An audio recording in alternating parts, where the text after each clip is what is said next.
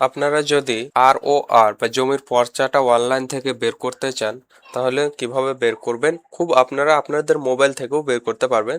তো আমি কম্পিউটার থেকে দেখাচ্ছি, খুব সহজে আপনারা বের করে নিতে পারবেন। তো সর্বপ্রথম গুগলে গিয়ে সার্চ করবেন বাংলার ভূমি। বাংলার ভূমি সার্চ করলে প্রথম যে ওয়েবসাইটটা আছে সেই ওয়েবসাইটটাতে ক্লিক করবেন। প্রথমে একটু লোডিং নেবে। এটা ক্লিক করার পর দেখতে পাচ্ছেন এখানে সর্বপ্রথম আপনাদের সিটিজেন সার্ভিসে ক্লিক করতে হবে। যদি আমার আইডিটা বানা আছে, যদি আপনাদের আইডি না বানা থাকে তাহলে এখানে সাইন আপ বাটনে ক্লিক করে নিয়ে আপনাদের আইডিটা বানিয়ে নিতে পারবেন। তো আমার যেহেতু আইডিটা বানা আছে, আমি এখানে সিটিজেন সার্ভিসে ক্লিক করলাম। সিটিজেন সার্ভিসে ক্লিক করার পর এখানে সার্ভিস ডেলিভারিতে ক্লিক করবেন।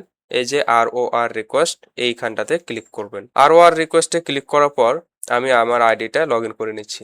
দেখতে পাচ্ছেন আমি আমার মোবাইল নাম্বার, ইউজার নেম আর পাসওয়ার্ড দেওয়ার পর রেজিস্টার মোবাইল নাম্বারে একটা ওটিপি যাবে। সেই ওটিপিটা এখানে ইনপুট করতে হবে। ওটিপি ইনপুট করার পর এখানে সাবমিট বাটনে ক্লিক করলে, সাবমিট বাটনে ক্লিক করার পর এরকম ইন্টারফেস খুলে যাবে। তো এখানে আপনাদের ডিস্ট্রিক্টটা সিলেক্ট করতে হবে। যেই ডিস্ট্রিক্ট আপনারা, আমার হচ্ছে মালদা ডিস্ট্রিক্ট, আমি মালদাটা সিলেক্ট করলাম। এখানে কি করতে হবে, আপনার যে ব্লক যেটা সেটা সিলেক্ট করতে হবে। তো এটা হচ্ছে ওলমালদা ব্লক, আমি যার করছি তার হচ্ছে ওলমালদা ব্লকটা সিলেক্ট করলাম।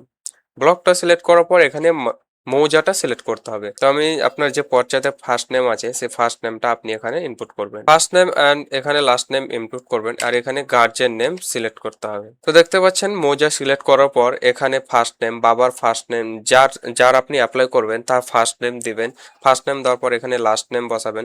লাস্ট নেম বসার পর তার যদি ছেলে হয় তাহলে এখানে বাবার নাম বসবে। তার যদি বিয়ে হয়ে থাকে বা কোনো মেয়ের যদি করেন, যদি বিয়ে হয়ে থাকে তাহলে এখানে হাজবেন্ড নেম বসবে। তো আমি যার করছি তার ফাদার নেম হচ্ছে আব্দুল হক, আমি আব্দুল হক বসিয়ে দিলাম। এখানে হচ্ছে যে অ্যাড্রেসটা সিলেক্ট করবেন বা বসাবেন। অ্যাড্রেসটা হচ্ছে যেটা আপনার হচ্ছে যে ভিলেজ পড়ছে সেই ভিলেজটাই বসিয়ে দেবেন। অ্যাড্রেস 2 যদি থাকে তো এটা দেওয়ার অতটা দরকার নেই, এখানে স্টার চিহ্ন নেই, ওই জন্য এটা সিলেক্ট করছি।